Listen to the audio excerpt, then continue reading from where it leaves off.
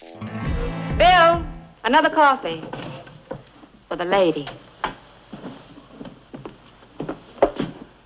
Stage driver says if these folks want to catch the train at Fargo, they better hurry up.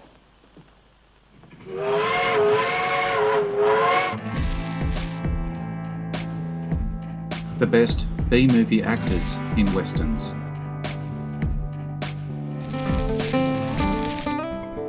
Taking a look at a particular category of western actor today. To start, here is an explanation of what a B-movie star is.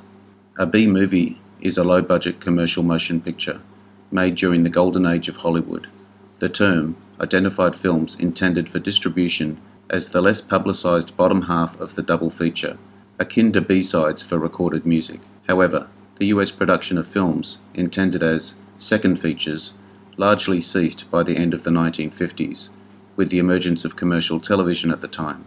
Film studio B-movie production departments changed into television film production divisions. They created much of the same type of content in low-budget films and series.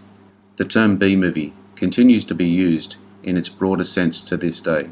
In post-Golden Age usage, B-movies can range from lurid exploitation films to independent art house films. So let's get started. I'm not suggesting these are supporting or character actors. Even John Wayne started off in Western B-movies, as did many of the later stars of the genre. If you enjoy this video, take a peek at my channel for more. The link's in the description. Let me know your thoughts in the comments. Don't forget to share with your friends. The more the merrier.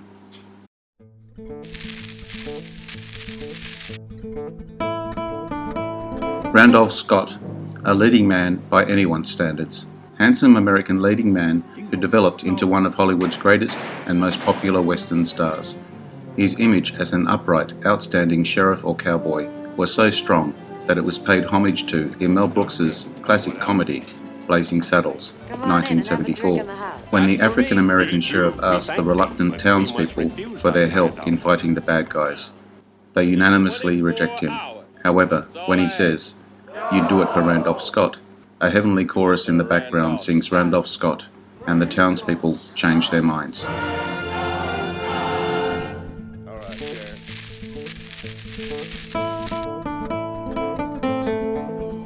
Joel McCrea, one of the great stars of American westerns, and a very popular leading man in non-westerns as well.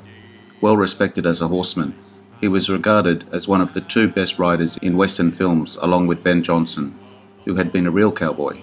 Met the real Wyatt Earp in Hollywood in 1928 and ended up playing the iconic lawman in Wichita, 1955.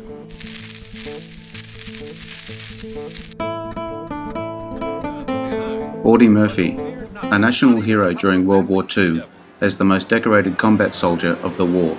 Among his 33 awards was the Medal of Honor, the highest award for bravery that a soldier can receive.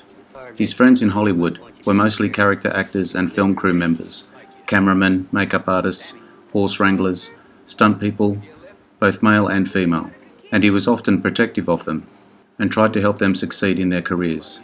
There is also a story of him staying with a wealthy friend in Dallas and blowing off a party full of wealthy people to go hang out with the African American kitchen staff and compliment them on their cooking.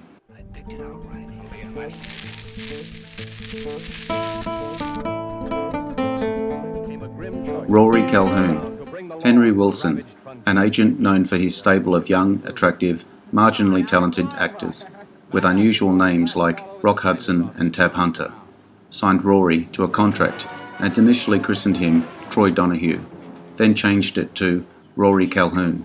He used the Troy Donahue name later on another up-and-coming actor, with excellent results. Well, at least we'll scare him off. Yeah. And I'll be living scared, jumping at shadows. Why don't you let me do it my way?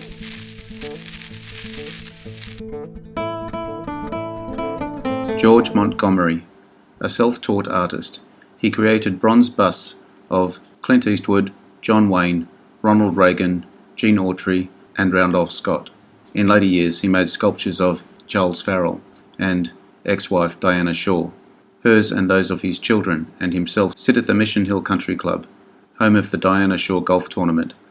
Some of his sculptures are in the Ronald Reagan Presidential Museum and Library in Simi Valley, California.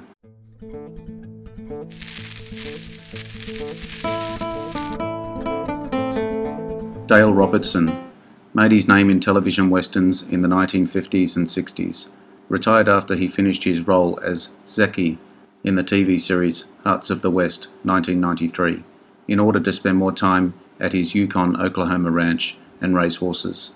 Inducted into the Hall of Great Western Performers of the National Cowboy and Western Heritage Museum in 1983.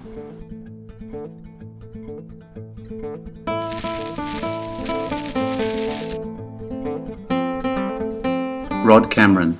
The well-worn phrase, tall in the saddle, is certainly one easy way of describing, and perhaps pigeonholing, leathery, wire-framed 1940s and early 1950s Western film star Rod Cameron.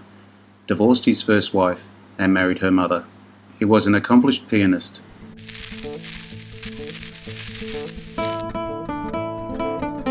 Jim Davis. Tall, rangy Jim Davis spent much of his early career in westerns, mainly at Republic Pictures. The Missouri-born and raised Davis, relaxed, easygoing manner and southern drawl easily fit most moviegoers' image of the cowboy, and Republic put him in a ton of them over the years. Best remembered by the public for his role as Jock Ewing on the 1980s soap opera Dallas.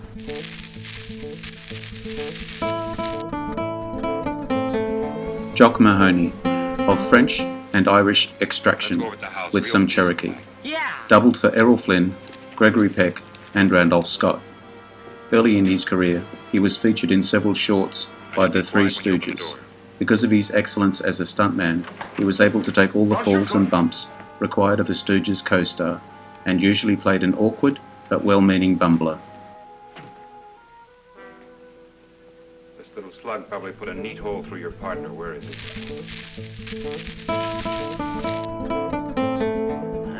Van Heflin. Craggy-faced, dependable star character actor. Van Heflin never quite made the Hollywood A-list, but made up for what he lacked in appearance with hard work, charisma, and solid acting performances. There's still time to get out of this, Dan. There's still time.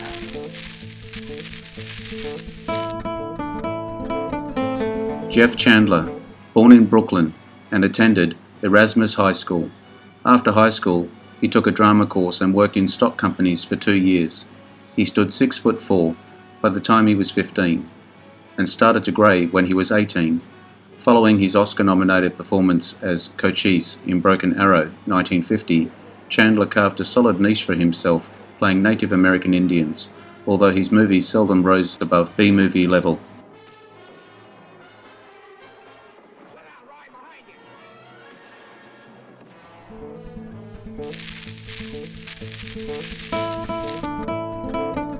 John Hodiak, one of several up-and-coming male talents who managed to take advantage of the dearth of World War II-era superstars MGM's Clark Gable, Van Johnson, Robert Taylor, and James Stewart, among others.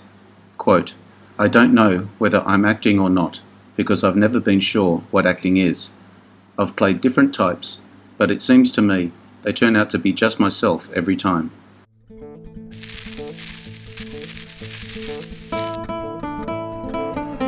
Howard Duff.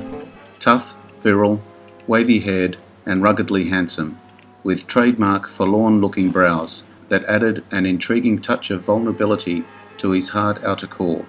Actor Howard Duff and his wife at the time, actress Ida Lupino, were one of Hollywood's premier film couples during the 1950s Golden Age.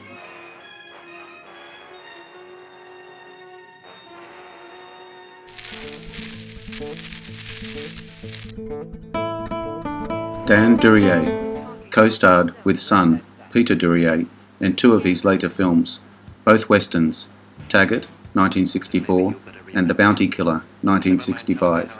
In Winchester 73, 1950, he played Waco Johnny Dean, the nemesis of the protagonist, Lynn McAdams.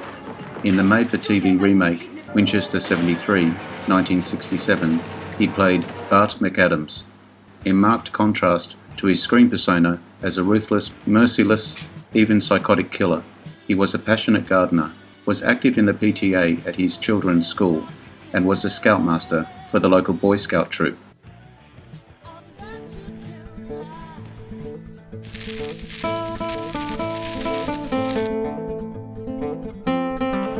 Ray Milland became one of Paramount's most bankable and durable stars, under contract from 1934 to 1948.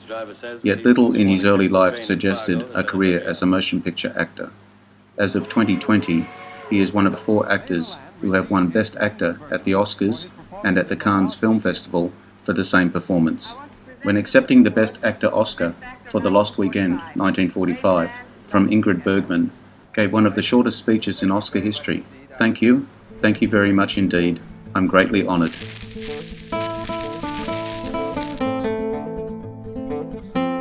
Dana Andrews, leading man of the 1940s and 1950s. In the late 1940s, during the height of his popularity, the publicist for Fox sent a telegram to the mayor of Collins, Massachusetts, suggesting that the town officially change its name to Andrews in honour of its native son. The mayor wired back, "We will not change our name to Andrews. Have Andrews change his name to Collins." Shut up! You shut up! You shut up!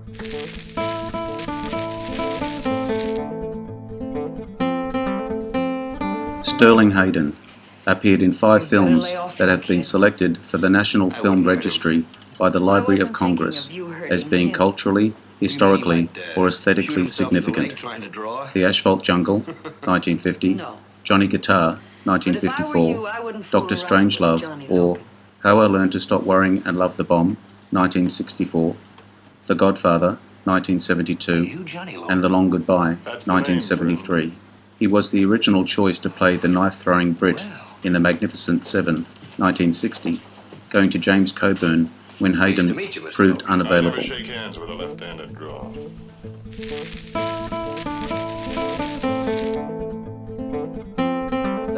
Victor Mature, applying for membership in the swank Los Angeles Country Club at the height of his fame, Mature was turned down and told that the golfing facility did not accept actors as members. His response, "I'm not an actor, and I've got 64 films to prove it." And makes us rather bear those ills we have than fly to others that we know not of. Thus conscience does make cowards of us all.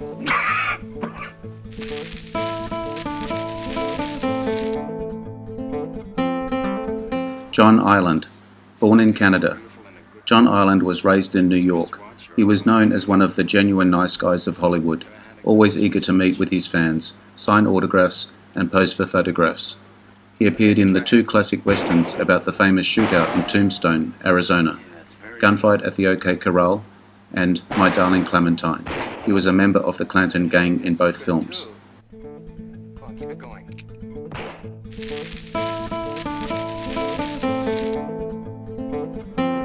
Lloyd Bridges. He was awarded a star on the Hollywood Walk of Fame for television on Hollywood Boulevard in Hollywood, California, on February 1st, 1994. He appeared in 3 films that have been selected for the National Film Registry by the Library of Congress as being culturally, historically, or aesthetically significant. A Walk in the Sun, 1945, High Noon, 1952, and Aeroplane, 1980.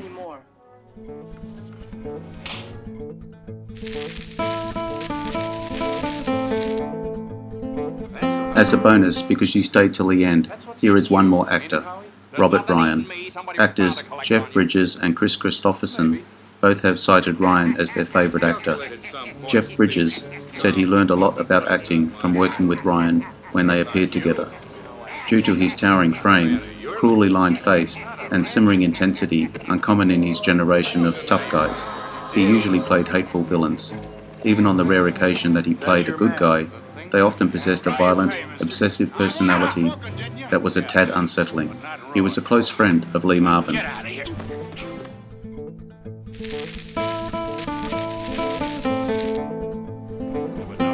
Just a note, some of the footage shown here is just examples of the actor's work. The films themselves are not necessarily B movies, as I'm sure you noticed.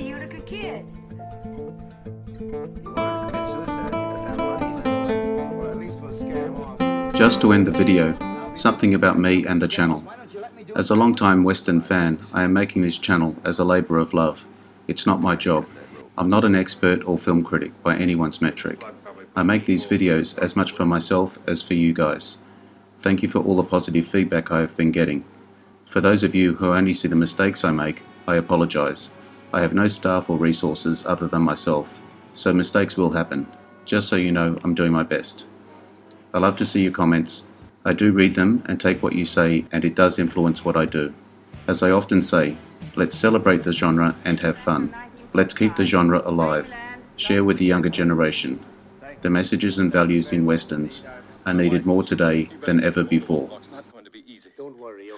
A warm welcome to any new viewers. Thank you for your time today. I hope you enjoyed this video. I appreciate your likes and subscribers. Don't forget to hit the notification bell to get my new videos. Share with your friends.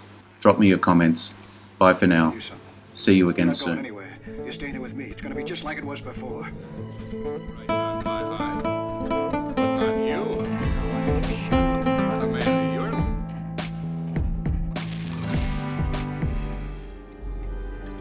Interesting facts about famous people.